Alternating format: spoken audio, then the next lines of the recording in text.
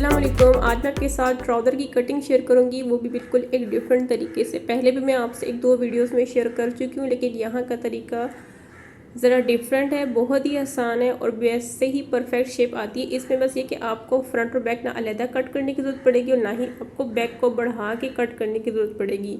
Cutting ही ऐसी है आसन से कि जब आप उसको कट करेंगे तो आपका फ्रंट का आसन ऑटोमेटिकली छोटा और बैक का बड़ा होगा। जो ट्राउज़र का नाप लेना मैं अपनी कई वीडियोस में सिखा चुकी, लेकिन यहाँ पे जो फर्स्ट टाइम मेरी वीडियो देख रहे हैं उनके लिए मैं सरसरी सा बता देती हूँ कि आपने नाप किस तरह से लेना है। इस तरह से ट्राउज़र की शेप है तो आपने लेंथ ले लेनी है, उसके बाद आपने थाई को इस तरह से नापना है। ठीक है, ये लेंथ आ जाएगी और थाई का पार्ट आसन के एंड से स्टार्ट करके यहाँ तक आपने थाई को नाप लेना है। इसके बाद नेक्स्ट है हमारे पास आसन। आसन आपने यहाँ से लेकर यहाँ तक नाप लेना है। ठीक है, ये जितना भी नाप है ये तैयार नाप है, मार्जिन बाद में ऐड करते हैं कटिंग के दौरान। यहाँ से ट्राउज़र बॉटम आ जाए कि आपने पांचा कितना रखना है।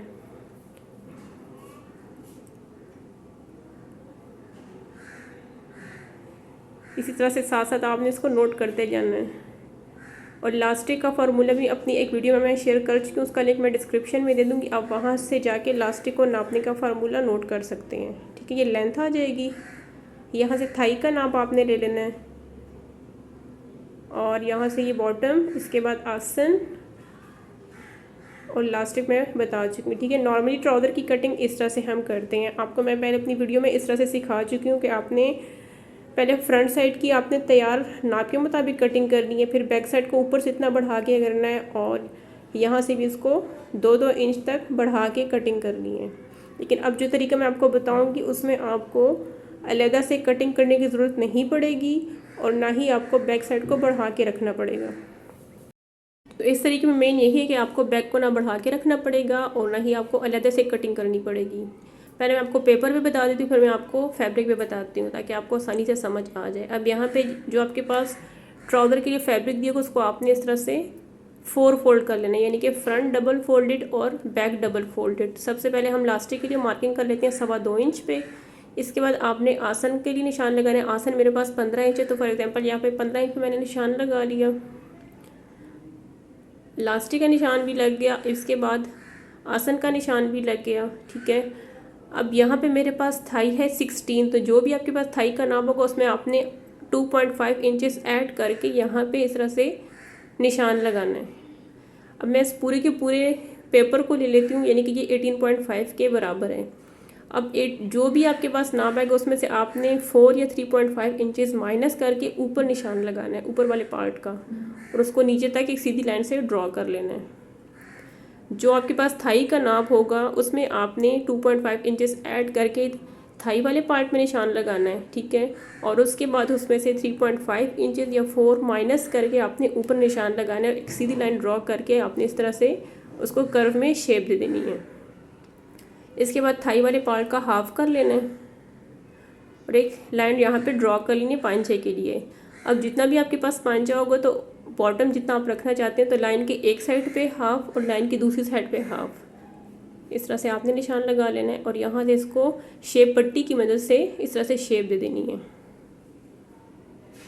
कभी भी आपने एक साइड पे पांचे के लिए मार्किंग नहीं करनी है, हमेशा दरमियान में आपने लाइन ड्रॉ करनी है और एक साइड पे और दूसरी साइड पे निशान लगाना है। अब फ्रंट और बैक की एक साथ कटिंग कर लेनी है।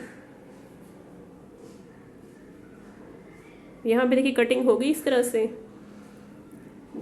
अब इसके बाद मेन चीज़ है जो यहाँ पे समझने वाली है। ठीक है, यहाँ पे कटिंग हमारे पास कंप्लीट होगी फ्रंट और बैक की। अब इसमें से आपने बैक को हटा लेना है और फ्रंट पे आपने 1.5 इंचेस का यहाँ पे निशान लगाना है और नीचे आपने 1 इंच का निशान लगाना है पांचे वाली साइड पे, और यहाँ पे इस तरह से शेप पट्टी की मदद से इसको भी शेप दे देनी है। ये देखिए इस तरह से। अब बैक साइड को मैं हटा लेती हूँ और फ्रंट साइड की इस तरह से डीप कटिंग कर लूँगी।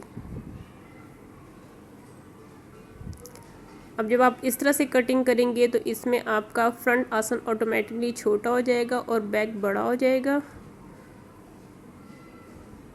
और आपको ऊपर से बैक साइड को बढ़ा के इसको तिरछी शेप नहीं देनी पड़ेगी। अब यहाँ पे ट्राउज़र की बाकी कटिंग मैंने कर ली है।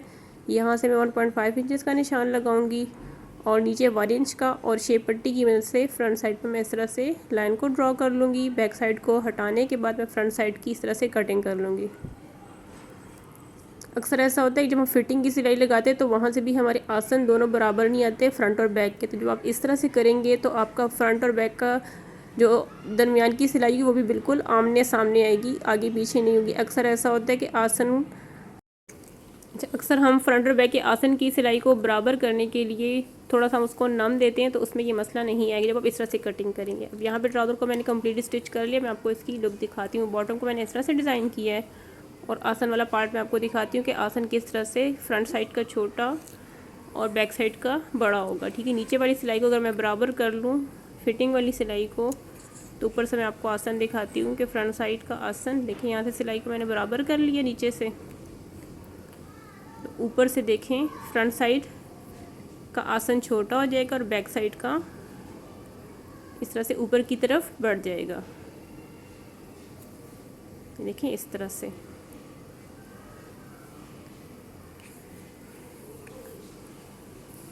तो इसमें यह हो कि आप लास्टिक भी आसानी से डालेंगे। अगर आप ऊपर से थोड़ी तिरछी कटिंग करते हैं तो बिगनर्स के साथ अक्सर मसला आता है कि वो फिर उस सफाई से लास्टिक नहीं डाल पाते उसमें, क्योंकि वो तिरछी सी कटिंग होती है बैक साइड की, जब हम बढ़ा के कटिंग करते हैं बैक साइड को। और यहाँ पे देखिए इसकी जो क्रीज लाइन है बिल्कुल पांचे के सेंटर में आ रही है। तो जब आप इस तरह से कटिंग करेंगे तो आपका पांचा घूमेगा नहीं और ये क्रीज लाइन बिल्कुल इस तरह से पांचे के सेंटर में आएगी। उम्मीद है आज की वीडियो आपके लिए हेल्पफुल रहेगी। वीडियो को लाइक करना ना भूलिएगा। मिलते हैं नेक्स्ट वीडियो में, तब तक के लिए अल्लाह हाफिज़।